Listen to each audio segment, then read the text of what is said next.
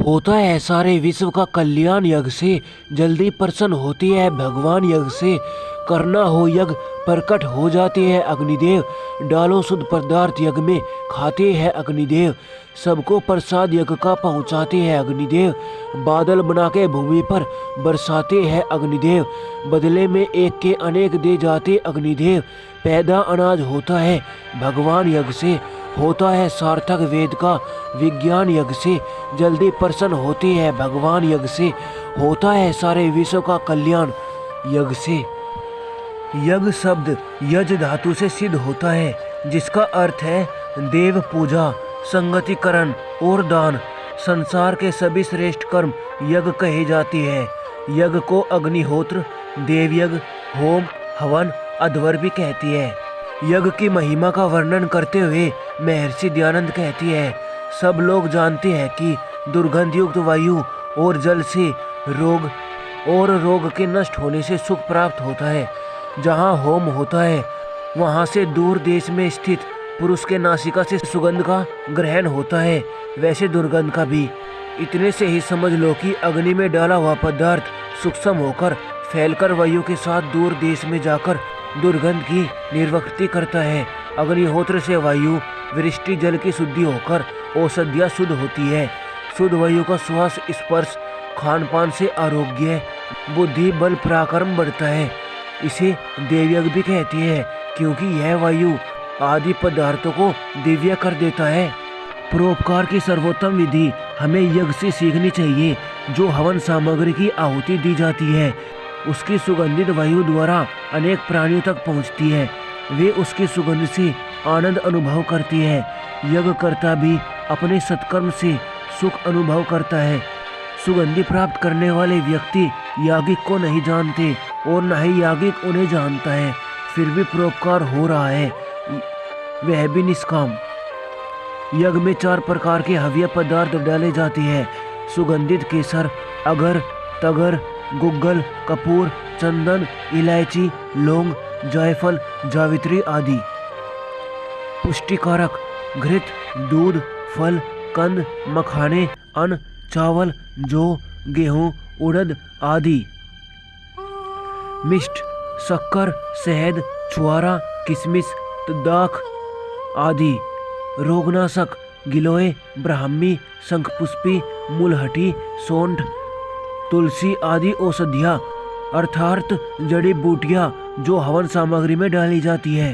यज्ञ से रोगाणुओं अर्थात कर्मियों का नाश हो जाता है। ये रोगजनक कर्मी पर्वतों, वनों, औषधियों, पशुओं और जल में रहती है, जो हमारे शरीर में अन्न और जल के साथ जाती है।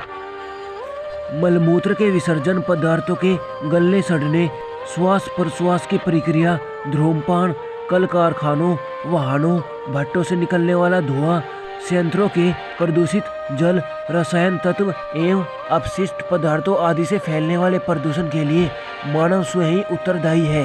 अंत उसका निवारण करना भी उसी का कर्तव्य है। वस्तुत पर्यावरण को शुद्ध बनाने का एकमात्र उपाय यज्ञ है। यज्ञ प्रकृति के निकट रहने का साधन है। रोगनाशक औषधियों से किया गया यज्ञ रोग निवारण वातावरण को प्रदूषण से मुक्त करके स्वस्थ रहने में सहायक होता है।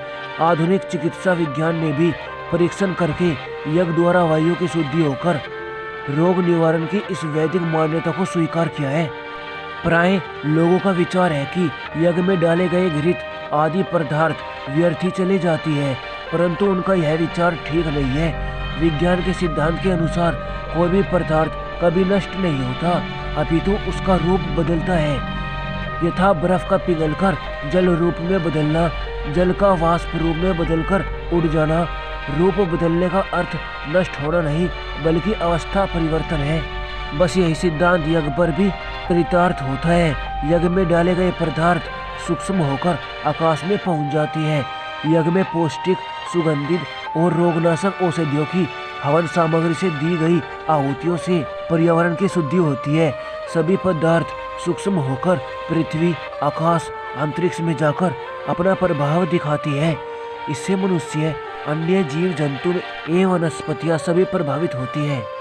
यज्ञ से शुद्ध हुई जलवायु से उत्पन्न औषधि, अन्न, और वनस्पतियाँ आदि भी शुद्ध एवं निर्दोष होती है। वायु जल आदि जो देव है वे यज्ञ से शुद्ध हो जाते हैं। आकाशमंडल निर्मल और प्रदूषण मुक्त हो जाता है।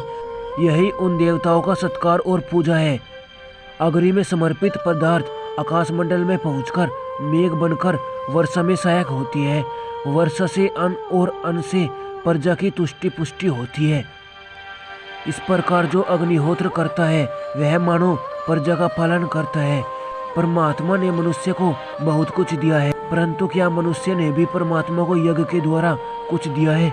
परमात्मा स्वयं वेद कहता है, देहि में दे दामी दे, तुम मुझे दो मैं तुम्हें देता हूँ।